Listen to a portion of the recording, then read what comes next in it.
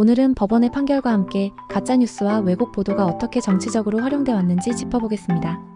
김용민의 성상납 의혹부터 샤넬백 사건, 청담동 술자리, 그리고 MBC의 왜곡 보도까지 진실과 거짓이 뒤섞인 흐름을 차분히 정리해보겠습니다. 오늘 법원은 낙곰수 출신 방송인 김용민에게 벌금 700만 원을 선고했습니다. 2022년 대선을 불과 일주일 앞두고 그는 자신의 페이스북에 국민의힘 대통령 후보 윤석열과 김건희를 겨냥해 성상납 의혹을 퍼뜨렸습니다.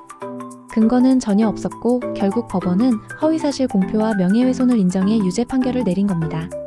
하지만 벌금 700만 원은 김용민이 방송과 유튜브로 벌어들인 수익에 비하면 사실상 푼돈입니다.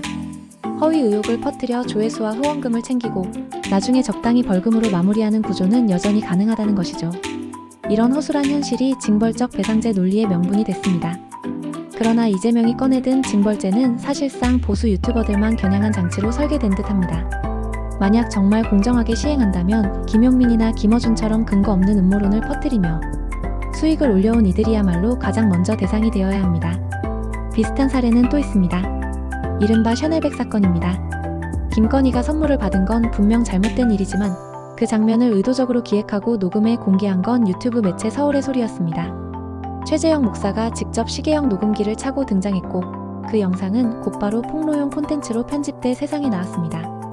이는 공익적 보도라기보다는 정치적 의도를 가진 폭로극 공작이었습니다.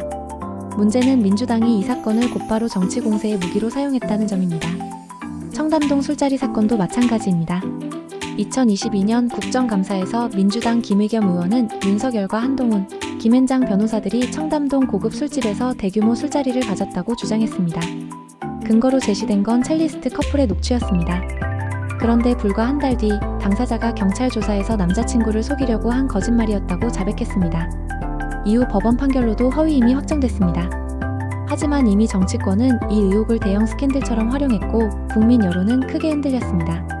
그리고 이런 문제는 유튜브 매체에만 국한되지 않았습니다. MBC 역시 바이든 날리면 사건과 대파 논란에서 왜곡 편집 보도라는 비판을 받았습니다. 발언의 맥락을 무시하거나 실제와 다른 이미지를 만들어내며 국민 여론을 뒤흔든 겁니다. 특히 대파 논란은 윤석열을 세상 물정을 모르는 벌거벗은 임금님처럼 묘사하게 만들었고 불과 20일 남짓한 총선 기간 동안 집중적으로 확산되며 선거에 큰 영향을 미쳤습니다. 방송사가 가진 권위를 등에 업은 왜곡 보도였다는 점에서 파급력은 오히려 유튜브보다 더 컸습니다.